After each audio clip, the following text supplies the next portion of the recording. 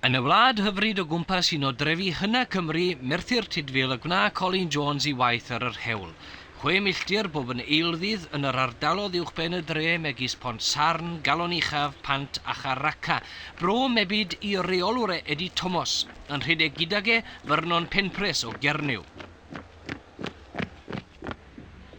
Ond brodor o Gorseinon y tu fas I Abertawe yw Jones, yno mae gan I wraig Debra 20 mlwydd oed siop sy'n hysbysebu ar brydiau Gorneste Jones. Weithiau mae Colin I hunan yn cynorthwyo yn y siop, ond bydde'n well ganddo fe gael swydd arall. Swydd fydde'n tynnu feddwl oddi ar focsio. Dyw I ddim yn iach yn I dibe I ganolbwyntio ar un gamp yn unig. A beth bynnag mae mam Debra Mefus Ifans yn gallu helpu hi. Yn y gym a fe fwyaf cartrefol, fe ddechreuodd ymddiddori yn y gamp pan oedd e'n grwt ysgol. Fe gafodd dros 120 o arnestau fel amatur gan golli dim ond 5.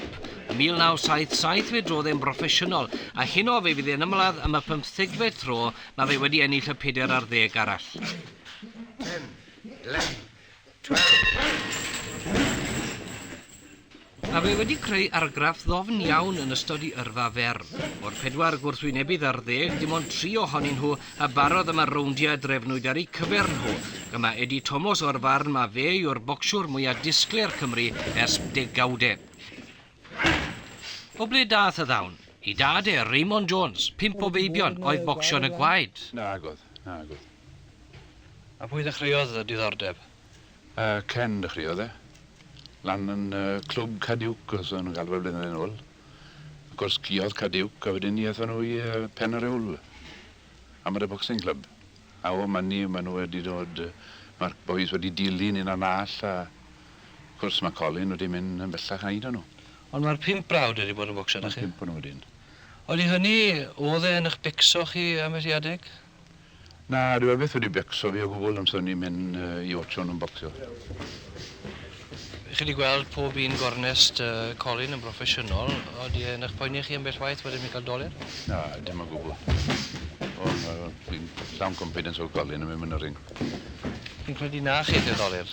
Na, wy'n credu. Fi'n credu bod un digon da I wneud doler dda. Beth yw'r eiliad fwyaf pleser I chi yn ystod gyrfa Colin hyd yn hyn?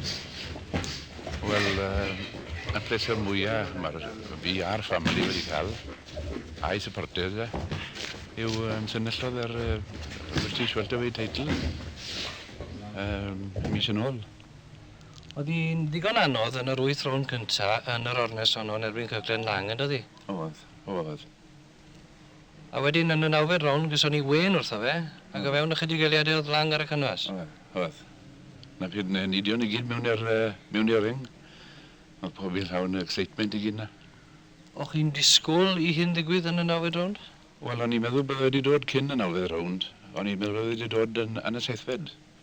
Ond gyda weld Colin Evans, mae'n rhoi sbelfach iddo fe sboen yn y 9fed, a wedyn ni wedodd welodd siawns a amen oedd hi. Pa mor bell leith Colin yn eich farn chi? Wel, fel mae'n mynd mlaen nawr, ennill y British title, mor nellodd hwnna'n gyffyrddus.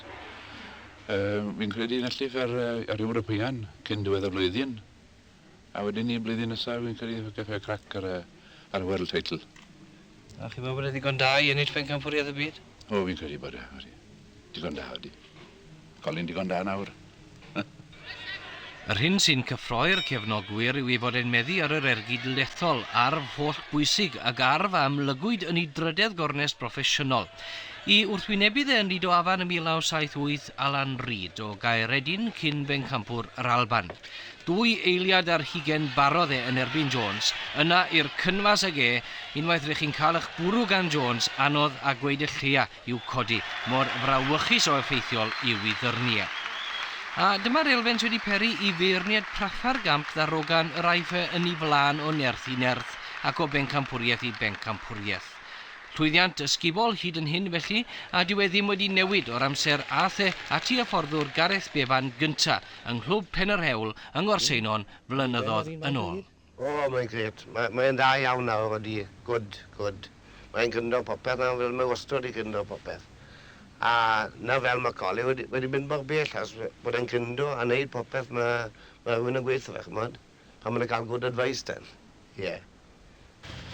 Pencampwr Pryden ac yntyn 11 mlwydd oed. O fewn blwyddyn mae'n gobeithio cipio coron Ewrop.